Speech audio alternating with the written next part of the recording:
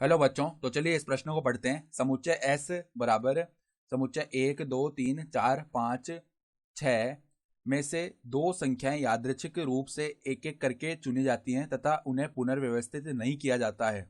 दोनों संख्याओं के निम्नलिखित संख्या के 4 से कम होने की प्रायिकता है। तो यहाँ पर देखो, चारों विकल्पों में से हमें सही विकल्प का चयन करना है।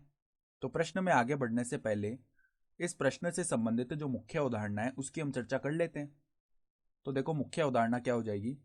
हम जानते हैं कि ए घटना के घटित होने की जो प्रायिकता है उसको हम क्या लिख सकते हैं, एक माइनस में ए घटना के घटित न होने की प्रायिकता, ये लिख सकते हैं ना हम। तो अब देखो, हमारे पास में अगर हम प्रतिदर्श समष्टि बनाएं तो हम क्या कर रहे हैं। देखो यहाँ पर कौन कौन सी संख्या है, 1 2 3 4 5 6। ठीक है, तो हम दो संख्याओं को मतलब अब बनाएंगे हम समष्टि। तो ठीक है, ये तो हमें क्या दिए हुए हैं, ये तो समुच्चय एस दिया हुआ था। ठीक है, तो अब हम क्या करते हैं, दो संख्या यादृच्छिक रूप से एक एक करके चुनी जाती है और उन्हें पुनर्व्यवस्थित नहीं किया जा सकता। ठीक है, तो यहाँ पर देखो, पहले तो हमने एक एक के साथ चुन लेते हैं, यानी 1 2। फिर क्या आ जाएगी, देखो संख्या हमारे पास 1 3, फिर आ जाएगी 1 4, फिर आ जाएगी 1 5, फिर आ जाएगी 1 6। ये हमने दो मतलब एक के साथ चुन ली संख्याओं को। ठीक है, फिर देखो दो के साथ चुनते हैं तो 2 1, फिर क्या कर सकते हैं, 2 3, 2 4, 2 5, फिर देखो 2 6, फिर इसी प्रकार तीन के साथ चुनते हैं तो 3 1, 3 2, फिर 3 4, 3 5, 3 6, फिर चार के साथ चुनते हैं तो 4 1, 4 2, 4 3, फिर देखो 4 5, 4 6, फिर पाँच के साथ चुनते हैं तो 5 1, 5 2, 5 3, 5 4, फिर 5 6, फिर 6 के साथ चुन लेते हैं तो 6 1, 6 2, फिर देखो 6 3, 6 4 और 6 5।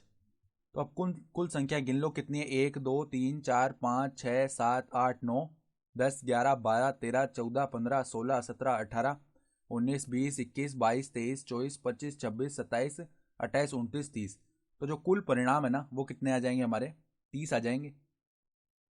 कुल परिणाम हम बोल सकते हैं, मतलब कुल तरीके से कितने परिणाम आ रहे हैं हमारे, 30 आ रहे हैं।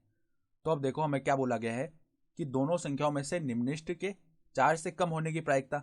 ठीक है, तो अगर हम ए घटना मान लें, क्या घटना है, दोनों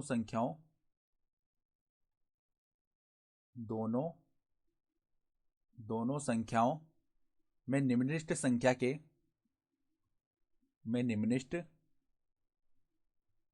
निम्नलिखित संख्या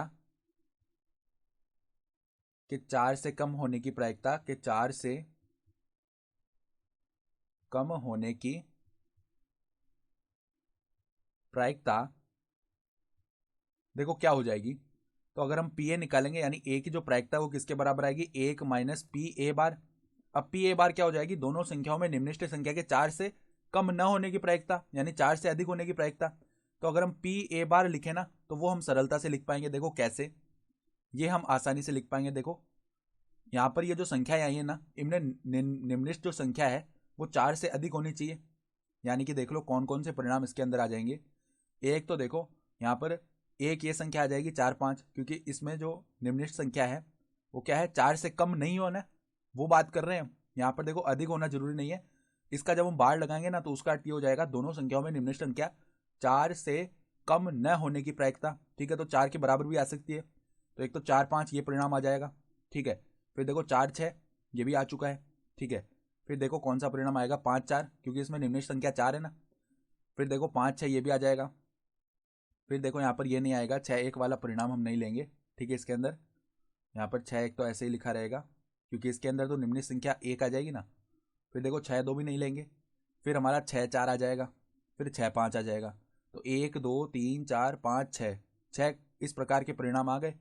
यानी कि इसके लिए अनुकूल परिणाम हमारे क्या हो जाएंगे, 6 बट्टा में कुल परिणाम हमारे 30 है, तो इसकी प्रायिकता आ गई 1/5। तो अगर हमें पी ए निकालना है ना तो क्या आ जाएगी, 1 माइनस 1/5, यानी कि 4/5। यानी कि हम क्या बोल सकते हैं कि हमारी अभिष्ट प्रायिकता 4/5 हो चुकी है। अर्थात तो विकल्प डी जो है वो हमारा सही विकल्प आ रहा है। तो आशा करता हूँ कि आपको ये प्रश्न समझ में आया होगा। धन्यवाद।